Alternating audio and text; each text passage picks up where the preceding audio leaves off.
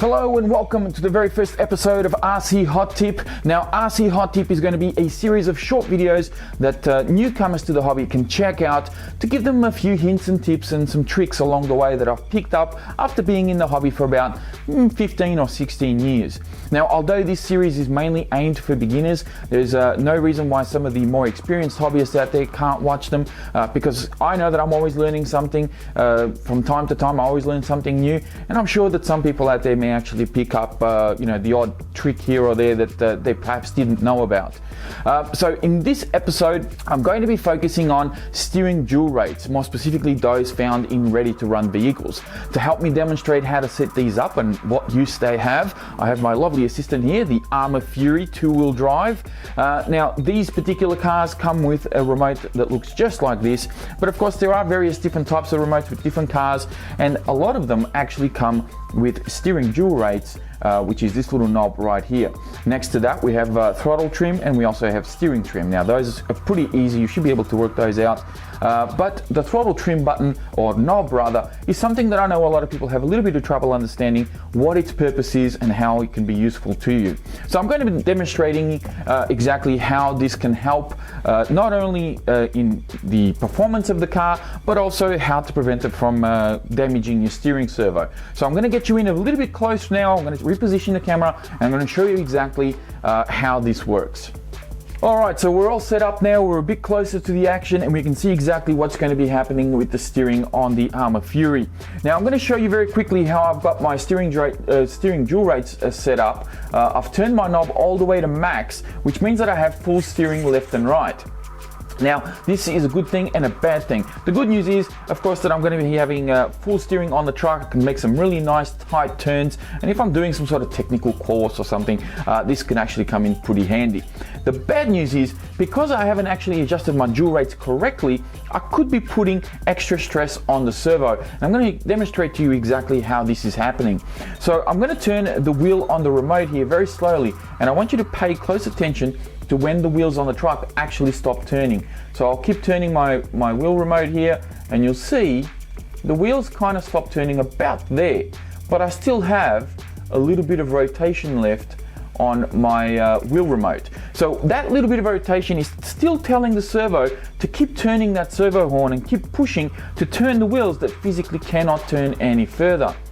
What that means is that you could end up either burning out your servo or perhaps even stripping gears. It may not happen initially, but it may happen in the long run. So what you want to do is you want to set up your steering dual rates so that the wheel here actually stops turning, does the full turn when those wheels stop turning, or vice versa. So I'm going to show you exactly how to set this up. So what I'm going to do is I'm going to turn my steering dual rates down a bit. I'm going to give this knob a little bit of a turn. I'm going to go full lock. And now I'm going to slowly turn my dual rates up. But you can see the wheels there turning as I move the knob. I'm going to turn my dual rates up until they actually stop turning, whilst keeping my wheel remote here on full lock. So I'm going to turn this up, keep turning until I see that those wheels stop turning. And it looks like they stop turning about there. So I'm going to stop right there. And now when I turn my wheel, the wheel will stop turning at the same time that the wheels stop turning. I don't have any extra play. So that's the idea. Match these up, and that way you're less likely to burn out your steering servo. So that's one way to do it. It should be the same on the other side as well, but in case, maybe your toe links or something, or your servo horn's not exactly centered, it's always good to double check and just go by the one that obviously has the least amount of turn. So I may just turn this down just a smidge here for the left side, and that should be pretty much right. So this is kind of like setting up endpoints, but of course you don't have the ability to independently set up left and right. You're basically just going by both of them at the same time. Now, another good example of adjusting dual rates, you can turn these down even more. For those of you out there who might find that your RC is a little bit too hard to control, you might be overcorrecting it a bit. It could be on a bit of a loose surface. brushes, and every time you turn the wheel, you're just turning a bit too far, and it could be a little bit tricky to control. Turn your dual rates down. This limits your steering, and it may make it easier to control. Another good one as well is for those of you out there who do some speed runs, or you do some really high speed runs with some of the big powerful brushless systems that are available. You're doing 50, 60, 70 plus miles an hour.